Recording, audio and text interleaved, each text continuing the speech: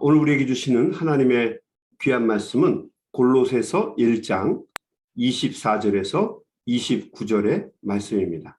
골로새서 1장 24절에서 29절까지의 말씀, 우리 한 절씩 돌아가면서 교독하도록 하겠습니다. 나는 이제 너희를 위하여 받는 괴로움을 기뻐하고 그리스도의 남은 고난을 그의 몸된 교회를 위하여 내 육체에 채우노라. 내가 교회의 일꾼된 것은 하나님이 너희를 위하여 내게 주신 직분을 따라 하나님의 말씀을 이루려 함이니라. 이 비밀은 만세와 만대로부터 감추어졌던 것인데 이제는 그의 성도들에게 나타났고 하나님이 그들로 하여금 이 비밀의 영광이 이방인 가운데 얼마나 이 비밀은 너희 안에 계신 그리스도니 영광의 풍만이다. 우리가 그를 전파하여 각 사람을 권하고 모든 지혜로 각 사람을 가르침은 각 사람을 그리스도 안에서 완전한 자로 세우려 함이니 이를 위하여 나도 내 속에서 능력으로 역사하시는 이의 역사를 따라 힘을 다하여 수고하노라. 아멘. 아멘. 오늘은 말이 좀 어려운데, 말씀이 좀 어려운데 한번 집중해서 잘 한번 들어보시기 바랍니다. 우리는 모두가 자기 혼자 스스로 선줄로 생각할 때가 상당히 많이 있습니다. 하지만 실제로는 혼자 서는 경우가 없습니다. 누군가가 나를 위해서 대신 고난을 받고 수고를 해 주었기 때문에 오늘날의 내가 존재할 수 있는 것입니다. 대부분의 자녀들은 사춘기 때에 부모님들에게 불만이 많습니다. 심지어는 나는 이 다음에 절대로 아버지처럼 안 살아, 엄마처럼 안 살겠다라고 말을 하기도 합니다. 그러나 나중에 가정의 품을 떠나서 대학에 가든지 아니면 외지로 일자리를 찾아 떠나거나 군에 입대하거나 또 사회에 나아가서 고생을 하다 보면 비로소 부모님의 마음과 은혜를 깨달아 알게 됩니다. 아, 아빠가 이런 고생을 하면서 우리 가족을 지켜주셨구나. 엄마가 나를 위해 이렇게 수고하셨구나. 비로소 늦게나마 깨닫고 부모님의 은혜에 고마움과 감격의 눈물을 흘리게 되죠. 자기가 편할 때는 그 은혜를 잘 모릅니다. 그런데 어려워지고 힘들어지면 그때에서야 비로소 고마움을 느끼고 알게 됩니다. 그래서 고난은 필요악입니다. 고난이 없으면 좋겠지만 안타깝게도 고난이 없으면 은혜도 없습니다. 그리고 고난이 있어서 누군가가 십자가를 질 때 그 은혜도 깨닫게 됩니다. 그래서 십자가와 은혜는 항상 같이 갑니다. 오늘 본문의 말씀에 보면 그리스도의 남은 고난이라고 하는 구절이 나옵니다. 이게 무슨 소린가? 우리는 궁금해하게 되죠. 그리스도의 남은 고난. 예수님이 십자가에 달리셔서 우리의 죄와 허물을 위해 물과 피를 다 쏟으시며 고난을 받으시고 우리를 완전히 속죄해 주셨습니다. 테텔레스타이, 다 이루었다라는 뜻이죠. 테텔레스타이, 다 이루었다. 예수님이 우리의 죄값을 당신의 고난을 통해서 다 갚으셨다는 것을 의미합니다. 그런데 무슨 갚아야 할 고난이 또 남아 있어서 그리스도의 남은 고난이라는 말을 썼을까? 우리는 생각해 보게 되죠. 그리스도의 남은 고난. 예수님은 십자가에 달리셔서 죽으셨다가 부활 승천하신 후에 당신의 구원의 사역을 계속 감당할 수 있도록 이 땅에 교회를 세우셨습니다. 그리고 우리가 알고 있는 것처럼 교회의 머리는 주님이십니다. 사도 바울은 오늘 본문의 말씀 24절에서 이렇게 이야기합니다. 제가 쉬운 성경 번역으로 한번 읽어보겠습니다. 나는 여러분을 위해 받는 고난을 기뻐합니다. 자신의 몸인 교회를 위해 그리스도께서 겪으셔야 할 고난에 남은 부분을 내가 겪을 수 있으니 그것을 기쁨으로 견뎌냅니다. 다시 한번 읽어볼까요? 나는 여러분을 위해 받는 고난을 기뻐합니다. 사도 바울의 말입니다. 자신의 몸인 교회를 위해 그리스도께서 겪으셔야 할 고난의 남은 부분을 내가 겪을 수 있으니 그것을 기쁨으로 견뎌냅니다. 교회를 그리스도의 몸이라고 했습니다. 그래서 교회가 감당하는 고난과 아픔을 당신의 남은 고난이라고 주님은 표현한 것입니다. 그리고 바울은 교회의 고난을 그리스도의 고난과 동일시한 거죠. 그리고 사도 바울은 그 고난의 몫을 감당하기 위해서 교회의 일꾼이 되었다고 말을 합니다. 그리고 그 고난을 함께 짊어진 것을 자신의 기쁨이라고 이야기했습니다. 그리스도의 몸된 교회의 고난을 기쁨으로 내 육체에 채우겠다. 사도 바울의 다짐이죠. 교회의 일꾼들이 가져야 할 자세입니다. 그리고 바울은 25절에서 이렇게 말을 합니다. 25절 볼까요? 내가 교회의 일꾼 된 것은 하나님이 너희를 위하여 내게 주신 직분을 따라 하나님의 말씀을 이루려 함이니라. 교회의 일꾼이 되어서 고난을 기쁨으로 받는 이유가 뭐냐 하면 하나님의 말씀을 이루기 위해서라고 이야기하고 있습니다. 그런데 이것은 비밀입니다. 하나님만의 계획이라는 것입니다. 그리고 그 계획은 당신의 아들 예수 그리스도를 이 땅에 보내셔서 온 인류를 구원하시는 것입니다. 예수 그리스도의 십자가의 도를 통해서 사람들을 구원하고자 하는 것이 타락한 인류를 구원하시려는 하나님의 계획입니다. 이것은 사람이 알지 못했던 비밀입니다.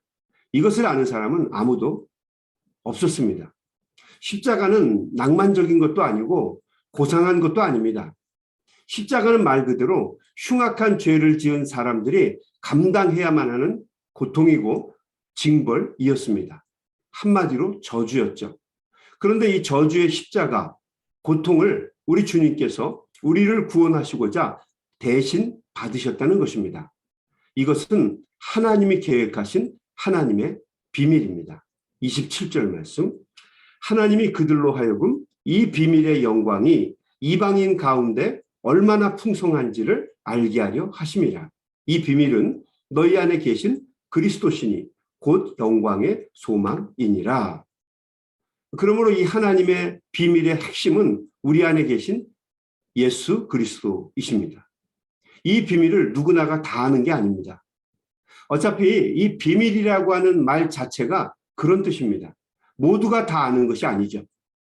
비밀은 계획되고 약속된 사람, 함께 누릴 수 있는 사람만이 아는 신비입니다. 믿지 않는 자, 그러므로 구원함을 받을 수 없는 멸망한 사람들에게는 이 십자가의 도, 하나님의 비밀이 알 수도 없는 것이고 어리석은 것처럼 보입니다. 도무지 믿고 싶어도 믿어지지 않고 이해가 되지도 않습니다.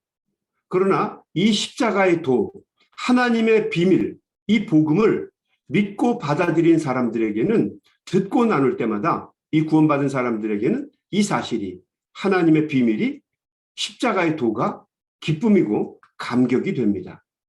복음은 믿지 않는 사람들에게는 비밀입니다. 그러나 믿는 자들에게는 은혜이고 축복입니다. 특히 태어나면서부터 갈등 없이 주님을 믿게 된 모태신앙인들은 큰 축복을 받은 사람들입니다. 아무나 복음을 그렇게 쉽게 받아들일 수 있는 것이 아니죠. 복음이 전하여지고 받아들여지기 위해서는 누군가가 다시 처음으로 돌아가면 고난을 받아야 합니다. 여러분, 한국 초기에 그 선교사님들이, 우리 한국 기독교 초기에 외국에서 온 선교사님들이 받아야 했던 고난들을 생각해 보시기 바랍니다. 얼마나 많은 분들이 말도 문화도 다른 한국이라고 하는, 조선이라고 하는 나라에 와서 사람들에게 양귀자, 서양 귀신이라고 하는 말을 들어가면서 이루 말할 수 없는 핍박과 고난을 받았겠습니까? 나중에 이들이 순교를 얼마나 많이 했습니까? 또 선교사님들보다도 그 자녀들과 아내분들이 얼마나 많이 죽어서 고난을 받고 또 물설고 낯설은 한국 땅에 묻혔습니까? 여러분, 한국에 가게 되면 그 선교사들 가족들의 묘지가 있죠. 그곳에 가게 되면 그분들의 고난과 아픔을 우리가 알 수가 있죠. 아, 이분들이 우리를 위해서 고난을 받으셨구나라고 하는 것을 깨우쳐 알게 될 것입니다. 그 덕분에 한국이 복음화가 되고 한국의 비밀을, 하나님의 비밀을 아는 사람들이 되고 천국을 유업으로 받는 복음 강국의 나라가 된 것입니다. 그들이 우리를 위해서 고난을 받았기 때문이죠. 그래서 사도 바울은 이렇게 말합니다. 28절 말씀. 우리가 그를 전파하여, 우리 주님을 전파하여 각 사람을 권하고 모든 지혜로 각 사람을 가르침은 각 사람을 그리스도 안에서 완전한 제자로 세우려 합니다. 그리스도의 몸에 일꾼된 우리들은 예수 그리스도, 하나님의 비밀을, 이 하나님의 비밀의 내용이신 예수 그리스도를 전파하고 증거해야 한다는 말씀입니다. 영적인 소경과 귀머거리들에게 복음을 전하는 것은 여전히 비밀입니다. 하나님의 비밀이요 말씀이신 십자가의 주님을 알지 못하는 사람들에게 전해서, 전도해서 믿게 하고 완전한 사람으로 세우는 것이 어렵고 힘든 일이지만 교회를 섬기는 일꾼들의 사명이고 하나님이 우리에게 주신 소명이라는 것입니다. 지금은 돌아가신 한국의 하영조 목사님이라는 분이 한 번은 그 달라스에 와서 연합 집회를 하신 적이 있었습니다. 우리 하 목사님은 목사님들에게 이런 말씀을 하셨어요. 좀 극단적이기는 하지만 목사는 망가지기 위해 존재하는 사람들이다. 좀 더 망가지고 좀 더 부서져라. 복음과 함께 고난을 받지 않으면 십자가의 도가, 그 비밀이 증거되지 않는다라고 이야기하셨어요. 사도 바울의 결단과 같은 맥락의 말씀입니다. 그러나 이 말씀은 사도 바울이 경험했던 것만의 말씀이 아니라 또한 우리 주님의 일꾼된, 교회의 일꾼된 모든 사람들에게 주시는 하나님의 말씀이기도 합니다. 우리 모두의 말씀이에요. 모두에게 주시는 말씀이에요. 특별히 이민사회에서 예수님을 증거하고 복음을 전해서 사람들이 하나님을 영접하는 사람으로 되게 사람이 되고 또 온전한 사람으로 바로 서는 것이 이 이민사회 속에서 얼마나 힘들고 어려운 사명이겠습니까? 얼마나 많은 분들이 눈물을 흘려야 가능한 일이겠습니까? 이를 악물고 한국에 빠져나온 사람들입니다. 한국에서 빠져나온 사람들. 남의 나라에 정착한 사람들입니다. 얼마나 질기고 얼마나 자아가 강하겠습니까? 도무지 남에게 마음을 주지 않는 사람, 좀처럼 남의 말을 들으려고 하지 않는 사람, 그 사람들이 이민자들이에요. 자기의 이득이나 욕심을 위해서는 문을 닫아버리는 사람, 그들이 이민자들입니다. 대부분 자아들이 강한 사람이죠. 진리도 외면하고 바른 거 필요 없습니다. 그냥 이득이 되면 그거 따라가는 사람들, 그 사람들이 이민자들의 특성이에요. 그렇지만 포기하지 않고 이것이 우리 그리스도의 남은 고난이라는 마음으로 우리가 섬겨야 한 영혼이라도 더 구원하는 역사를 이루게 될 것입니다. 흔히 교회를 어머니 교회라는 말을 사용합니다. 이 말은 책임성과 포용성에 관한 말입니다. 교회는 잘 참고 견뎌서 세워주신 분이 세워주는 그 역할을 하는 곳이 바로 교회입니다. 잘 참고 잘 견뎌서 세워주는 역할을 하는 그것이 바로 교회이고 어머니죠. 우리의 어머니가 그런 일을 하기 때문입니다. 힘들고 어려워도 함부로 포기하지 말고 참고 인내로 기도하면서 세워주어야 합니다. 온전하게 세워줘야 합니다. 이것이 바로 교회가 감당해야 될 몫입니다. 여러분, 우리 한국의 선조들은 참 지혜가 많은 분들이었죠.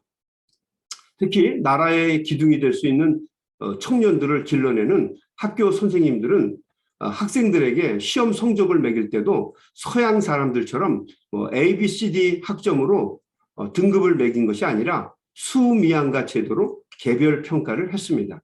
개별로 놓고 평가를 한 거예요. 수는 뭡니까? 빼어날 수, 빼어나다는 거죠. 우는 뭡니까? 우수하다는 거예요. 미는 아름다울 미자를 썼습니다. 잘했다는 겁니다.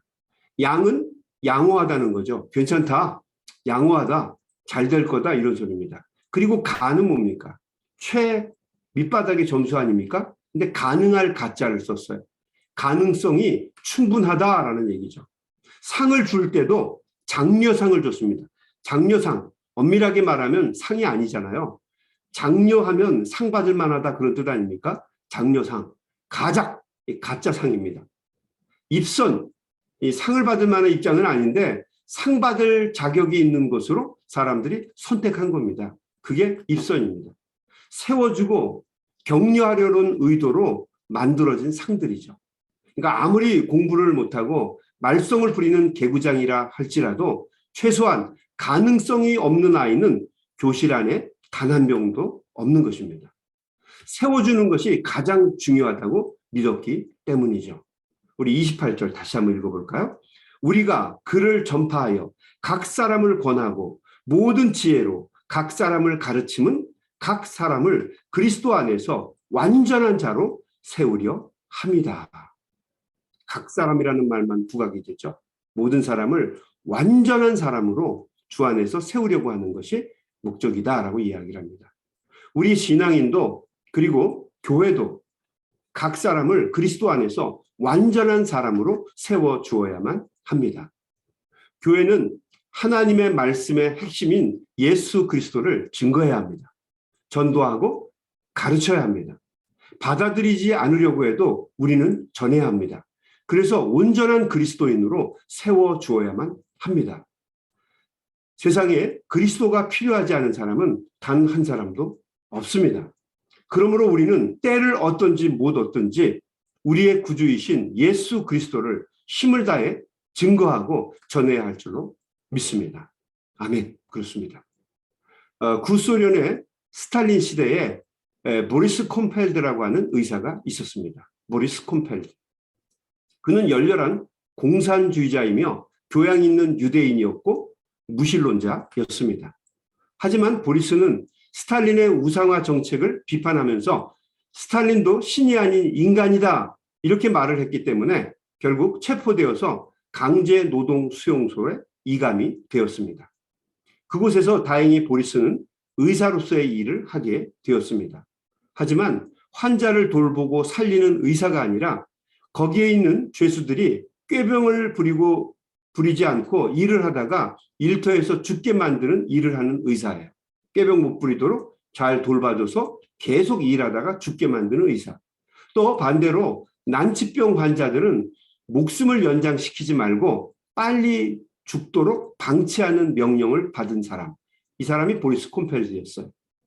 이 보리스 콤펠드 박사는 자기가 살기 위해서 다른 사람을 죽여야 하는 의사로 살아갈 수밖에 없었습니다. 자, 시간이 지날수록 보리스는 인생의 회의를 느끼게 되었습니다. 철저하게 파괴되는 자신의 인간성을 보면서 내가 의사 맞나 하는 회의에 빠지게 되었습니다. 죽고 싶은 열망이 가슴속에 솟구쳐 올랐습니다. 당연하겠죠. 의사는 사람들을 살리는 게 목적인데 오히려 죽이고 방치하는 목사가 됐으니 얼마나 회의감이 심하겠습니까? 그러던 어느 날 동료 죄수 중에 한 사람이 예수 그리스도를 보리스 콤펠드 박사에게 전해 주었습니다. 아마 예전 같으면 그는 절대로 예수 그리스도를 받아들이지 못했을 것입니다. 미친 짓이라고 말했을 거예요. 그러나 철저한 고난 앞에서 그는 부서질 수밖에 없었죠. 그리고 부서진 그를 주님은 다시 세워주신 것입니다. 보리스는 예수님의 말을 듣고 다시 깊이 생각해 본 후에 그는 그날부터 주님을 자기의 구주로 섬기기로 했습니다. 그리스도의 은혜로 그날부터 살아갈 수 있었죠. 다른 그리스도인을 따라서 몰래 수용소 안에 있는 지하 교회에 가보기도 했습니다. 그는 주님을 만나고 나서 하루하루 살아가는 것이 행복했습니다. 그리고 마음에 참 평안을 얻게 되었습니다. 그는 자신이 주님과 이웃에게 빚진 인생임을 깨닫게 되었습니다. 그래서 그는 당의 명령을 어기고 그때부터 모든 환자들을 최선을 다해서 치료해 주었습니다. 그가 의약품을 낭비하고 필요 없는 사람까지 살린다는 사실이 당에 보고가 되자 수용소 책임자가 이 보리스 콤펠드 박사를 불러서 엄중하게 경고를 했습니다. 앞으로 이런 일이 또 한 번 재발하게 될 때는 즉시 즉결 총살형에 처하겠다고 위협을 했습니다. 그러던 어느 날 보리스는 대장암 3기에 걸린 한 중환자 제수를 진찰하게 되었습니다. 그 중환자는 슬픔과 좌절로 인해서 얼굴은 비참했고 온몸이 창박하게 굳어 있었습니다. 수용소 병원의 규칙은 그런 사람을 살려서는 안 되는 것이었죠. 그러나 보리스는 그 규칙을 따를 수가 없었습니다. 왜냐하면 그렇게 하는 것이 주님이 원하시는 일이라고 믿었기 때문이죠. 살리는 일, 사람에게 다시 생명을 주어서 세워주고 그리스도를 만나게 하는 일, 이것이 바로 주님이 원하시는 일이라고 이 보리스 콤펠드 박사는 믿었던 것이죠. 그래서 결국 이 보리스 콤펠드 박사는 규칙을 어기고 그 대장암 말기 환자를 살려냅니다. 당시 병원의 규정을 잘 알고 있던 이 환자는 보리스 박사에게 이렇게 질문합니다. 선생님은 왜 이렇게 위험한 시도를 하면서까지 나를 살리려고 하시는 겁니까? 선생님은 죽음이 두렵지 않습니까? 그러자 이 보리스 콤펠드 박사가 이렇게 대답을 합니다. 괜찮아요. 염려하지 마세요. 이미 당신과 나를 살리려고 대신 죽으신 분이 계시거든요. 이 말을 들은 환자가 이렇게 반문합니다. 그분이 누구십니까? 도대체 그분이 누구시죠? 그러자 보리스 콤펠드 박사는 이 환자에게 이렇게 선언합니다. 그분은 우리의 구주이신 예수 그리스도이십니다. 며칠 후 규정을 어긴 것이 발각이 되어서 이 보리스 콤펠드 박사는 관리원들에게 끌려나가서 많은 사람들이 보는 앞에서 곤봉으로 무차별하게 매를 맞다가 결국 죽고 말았습니다. 보리스 콤펠드 박사. 이 소식을 전해 듣고 보리스 콤펠드 박사의 헌신으로 다시 생명을 찾게 된 이 대장암 환자가 이렇게 고백을 합니다. 보리스 콤펠드 박사님, 이제는 내 차례입니다. 이제는 내가 당신의 그 사랑을, 그 생명을 다른 사람들에게 전하겠습니다. 이 사람이 바로 1970년에 암병동이라고 하는 작품으로 노벨 문학상을 받게 된 알렉산드르 솔제니친이라고 하는 작가입니다. 여러분 한 번은 들어보셨을 거예요. 알렉산드르 솔제니친.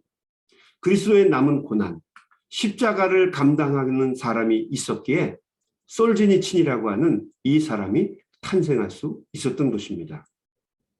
저는 개인적으로 우리 소명교회를 통해서 많은 사람들이 주님을 새롭게 만나고 세워주심을 경험하고 그리스도의 고난을 함께 짊어질 수 있는 사람들로 변화될 수 있기를 간절히 소망합니다. 우리 주님이 당신의 남은 고난을 위해서 이 땅에 세워주신 교회가 소명교회가 될 수 있게 되기를 바랍니다. 오늘도 사명의식을 가지고 많은 사람들을 위해서 중보의 기도를 드리고 또 세상에 나가서 주님을 드러내는 우리 사랑하는 소명의 가족들에게 하나님이 주시는 크고 놀라운 은혜가 충만하게 가득 차시기를 주님의 이름으로 간절히 축원합니다. 아멘. 우리 한번 같이 기도하겠습니다. 하나님 아버지 감사합니다. 오늘도 귀한 말씀을 통해서 깨달음을 주시고 은혜를 주시니 감사합니다.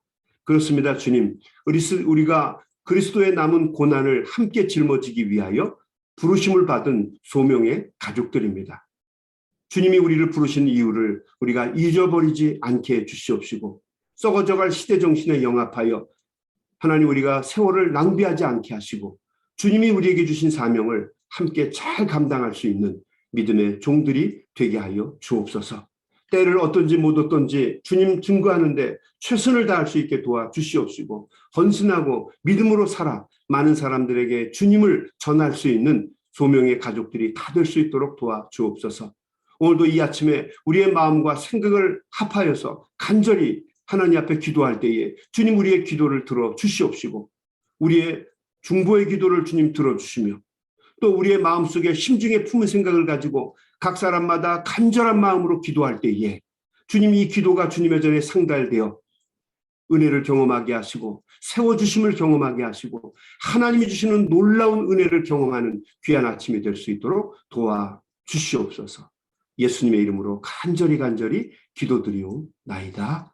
아멘. 아멘. 우리 다 같이 간절한 마음으로 소리내서 기도하면서 세상으로 나아가겠습니다. 우리 소리내서 기도합니다. 하나님 아버지